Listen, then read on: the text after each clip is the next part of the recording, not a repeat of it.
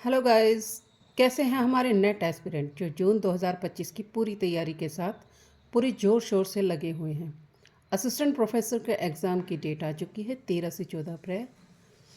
अप्रैल में ये एग्ज़ाम ख़त्म हो जाएगा।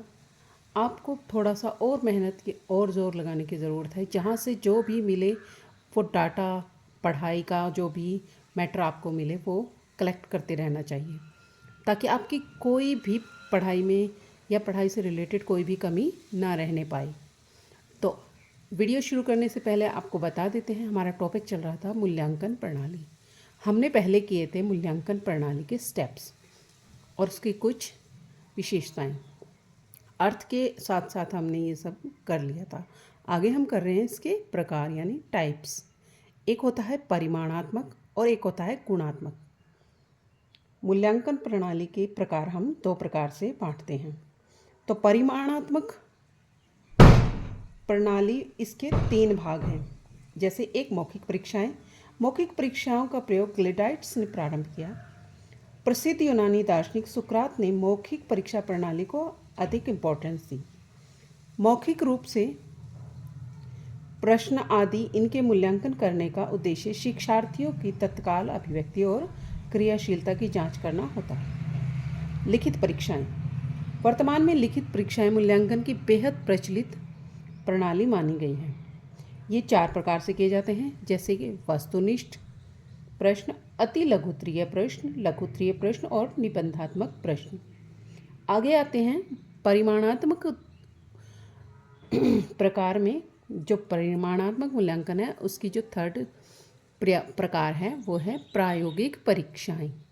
प्रायोगिक परीक्षाएं कैसी होती हैं? जिस शिक्षार्थी के व्यवहारिक कार्य का जो मूल्यांकन किया जाता है उसके लिए ऐसी परीक्षाओं का आयोजन किया जाता है। मुख्यतः शिक्षार्थी के क्रियात्मक पक्ष का मूल्यांकन करने के लिए इसे प्रयोग में लाया जाता है। आगे आते हैं हम दूसरे स्टेप यानी कि गुणात्मक मूल्यांकन प्रणाली। इसमें आती है जांच सूची। सबसे पहले शिक्षार्थी के व्यवहार के सभी पक्षों का मूल्यांकन एक सरल और प्रभावी साधन है।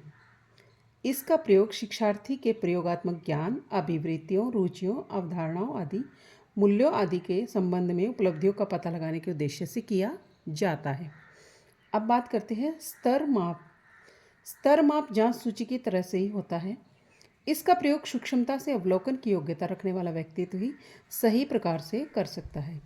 स्तर माप के माध्यम से मूल्यांकन किया जाता है कि शिक्षार्थी ने कुछ विशिष्ट गुणों के संदर्भ में अन्य शिक्षार्थियों और शिक्षकों पर क्या प्रभाव या इफेक्ट डाला है। आगे बात करते हैं अवलोकन। किसी व्यक्ति या समूह के दैनिक व्यवहार को सुनिश्चित अवधियों के लिए देखना, उनके व्यवहार के कुछ निश्चित और वस्तुनिष्ठ रूपों की उपस्थिति या अनुपस्थिति को दर्ज करना अवलोकन कहलाता है। आगे बात करते हैं घटनावृत्त। किसी ने इसे शिक्षार्थियों के जीवन की सार्थक घटनाओं का विवरण और क्रिया। किसी ने ऐसी घटनाओं का सामान्य वर्णन किया जो अवलोकनकर्ता की दृष्टि में शिक्षार्थियों के लिए अर्थपूर्ण है। तो किसी ने शिक्षक द्वारा संकलित विभिन्न परिस्थितियों में घटित शिक्षार्थियों के वास्तविक व्यवहार को घटनावृत्त कहा। तो आगे चलते हैं व्यक्तिगत अध्ययन। व्यक्तिगत अध्ययन में निदान और उपचार यानी कि शिक्षार्थी की समस्याओं के कारणों का पता लगाया जाता है और फिर उन समस्याओं को दूर करने के महत्वपूर्ण और सकारात्मक प्रयास किए जाते हैं। तो मेरे दोस्तों, पढ़ते रहिए, आगे बढ़ते रहिए। असिस्टेंट प्रोफेसर बनने के रास्ते में भगवान करे आपको सफलता मिले। हम चाहेंगे आप ऐसे ही हमारे साथ कंटिन्यू रहें। और महत्वपूर्ण जानकारी और आवश्यक सूचना के लिए धन्यवाद।